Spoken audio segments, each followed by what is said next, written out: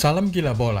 Manchester United memperlihatkan kemajuan dalam memahami perintah-perintah Erik ten Hag seperti terlihat dari kemenangan 2-0 mereka atas Tottenham Hotspur terakhir kali. Apa sajakah rahasia skuad setan merah yang bisa kita pelajari, juga pelajaran yang diperoleh Antonio Conte? Klik dulu subscribe agar kami bertambah semangat. Marcus Rashford lebih disukai daripada CR7. Komentar menjanjikan soal masa depan Marcus Rashford datang saat jumpa pers soal susunan pemain. Disebut oleh Erik ten Hag, penyerang Inggris itu tidak bisa turun selama 90 menit saat laga melawan Newcastle United karena sakit, tetapi menekankan bahwa penampilan tim langsung membaik setelah Rashford masuk pada menit ke-72 menggantikan Cristiano Ronaldo. Pernyataan Erik ten Hag ini selain fakta bahwa Ronaldo merajuk pergi 10 menit 90 laga melawan Tottenham Hotspur mengakhiri nasib si pemain Portugal di Old Trafford. Jika Anthony Martial kembali fit, CR7 hanya menjadi opsi ketiga. Rashford bikin jumlah shots bertambah. Dengan Marcus Rashford memimpin lini serang, ada 28 percobaan gol dengan 10 diantaranya tepat sasaran. Sementara saat pertandingan melawan Newcastle, dengan CR7 memimpin di lini depan, hanya ada 15 percobaan gol dan 2 saja yang tepat sasaran. Ini memperlihatkan kepercayaan diri tim turun bermain tanpa Ronaldo. Mereka tampil lebih lengkap tanpa kehadiran sang pemenang Ballon d'Or 5 kali tersebut. Fred mendominasi lapangan tengah.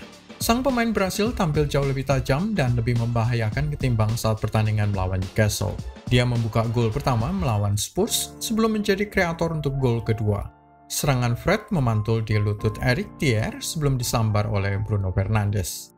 Hal ini banyak dibantu oleh fakta bahwa Erik ten Hag mengizinkan Fred berkelana ke sisi manapun dari sepertiga akhir lapangan dan bahwa Casemiro menjaga lini pertahanan secara baik bersama Scott McTominay. Dan untuk pertama kalinya, skuad setan merah terlihat bermain sebagai satu kesatuan, nutup kesalahan pemain lain, berjuang untuk rekan satu tim. Tidak lagi bermain sendiri-sendiri. Sudah sejak lama pendukung klub merindukan penampilan seperti ini. Kerjasama Anthony dan Diogo Dalot membaik. Diogo Dalot melebar sebelum mengirim umpan ke Anthony agar bisa diterima dengan kaki kirinya, sesuatu yang lebih disukai oleh mantan pemain Ajax tersebut daripada kaki kanan. Kerjasama keduanya membuka satu lagi jalur serangan setan merah. Diogo Dalot mencatatkan 58 passing sukses selain 2 crossing yang berhasil mencapai tujuannya. Salah satu pemain dengan penampilan terbaik dari kubu Red Devils merepotkan Ivan Perisic dan Ben Davies. Pemain lain yang patut disebut di sini adalah Bruno Fernandes yang menciptakan 9 peluang, terbanyak dari semua pemain lain manapun. Kedua terbanyak setelah 10 peluang saat mereka menghadapi Aston Villa.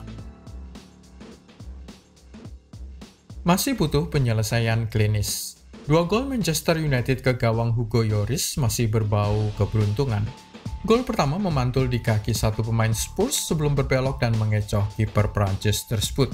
Gol kedua terkena lutut Eric Dier untuk secara sempurna memantul ke depan lari Bruno Fernandes.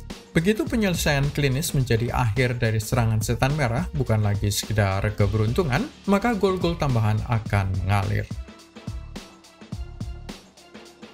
Spurs sepertinya minder menghadapi tim 4 besar.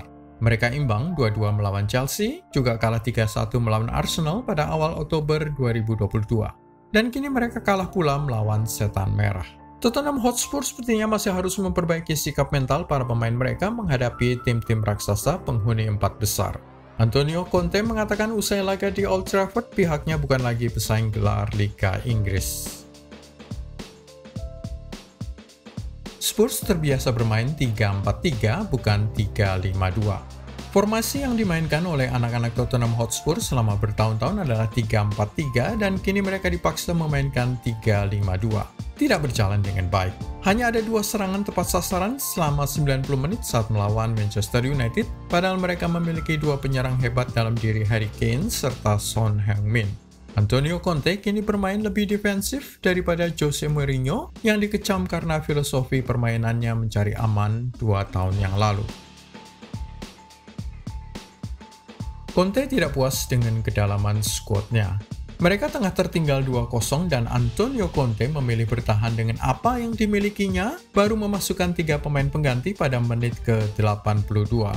Ryan Sessegnon, Davinson Sanchez, dan Lucas Moura. Sebelum memasukkan lagi Oliver Skip dan Jet Spence 2 menit menjelang akhir. Ini bisa menjadi pertanda bahwa sang pelatih Italia tidak puas dengan kedalaman skuadnya, tidak bisa cukup percaya pada para pemain pelapis.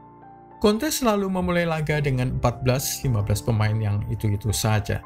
David Lewis selaku direktur klub harus berani memberi duit tambahan untuk transfer pada Januari 2023 atau Conte akan pergi pada akhir musim. Hugo Lloris menjadi pemain paling penting. Dia menghasilkan banyak sekali penyelamatan terutama menghadapi tendangan bebas Marcus Rashford dan Bruno Fernandes, serta menyelamatkan gawang tim dari beberapa kesalahan pada menit-menit awal.